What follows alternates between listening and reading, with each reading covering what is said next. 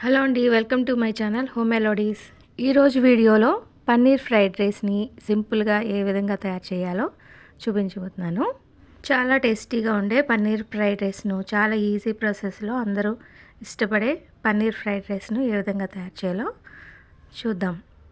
ముందుగా అయితే ఒక పాన్ పెట్టుకొని దాంట్లో ఆయిల్ వేసుకోవాలి.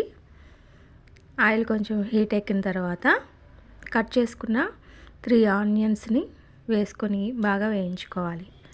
3 చిల్లీస్ని సన్నగా కట్ చేసుకున్న 3 పచ్చిమిరపకాయలని అందులో వేసుకోవాలి. 2 ఎండుమిరపకాయలను కూడా అందులో వేసుకొని వేయించుకోవాలి. చిన్నగా కట్ చేసుకున్న వెల్లుల్లిని కూడా అందులో వేసుకొని బాగా వేయించుకోవాలి. ఇవన్నీ కూడా బాగా వేయించుకోవాలి.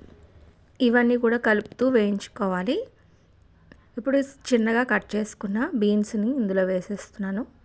వేసుకొని ఇవి కూడా బాగా ఫ్రై చేసుకోవాలి. ఇవన్నీ కూడా బాగా కలుపుతూ వేయించుకోవాలి. ఇవన్నీ కూడా బాగా వేగే వరకు కూడా కలుపుతూనే ఉండాలి. పన్నీర్ని బాగా చిన్న ముక్కలుగా కట్ చేసుకున్న పన్నీర్ని ఇందులో వేసేసుకొని వేయించుకోవాలి. పన్నీరు కొంచెం కలర్ మారితే సరిపోతుందండి. మరి ఎక్కువగా ఫ్రై చేయవసరం లేదు. పన్నీరు 2 నిమిషాలు కొంచెం ఫ్రై చేసుకుంటే సరిపోతుంది.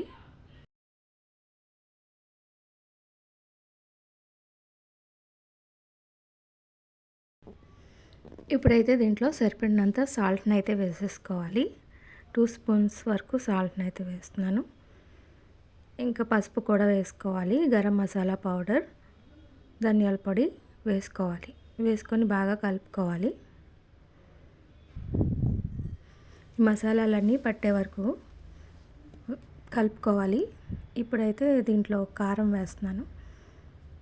కారం వేసుకున్న తర్వాత సాసులు వేసుకోవాలి. ఒకదాని తర్వాత ఒకటి సాసులు వేసుకోవాలి.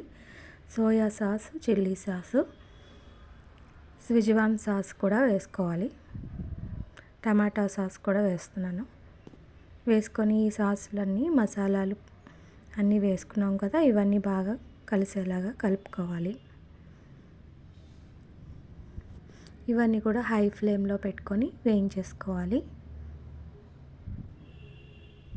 ఇప్పుడు ఉడికించిన పక్కన పెట్టుకున్న రైస్ని ఇందులో వేసేసుకోవాలి.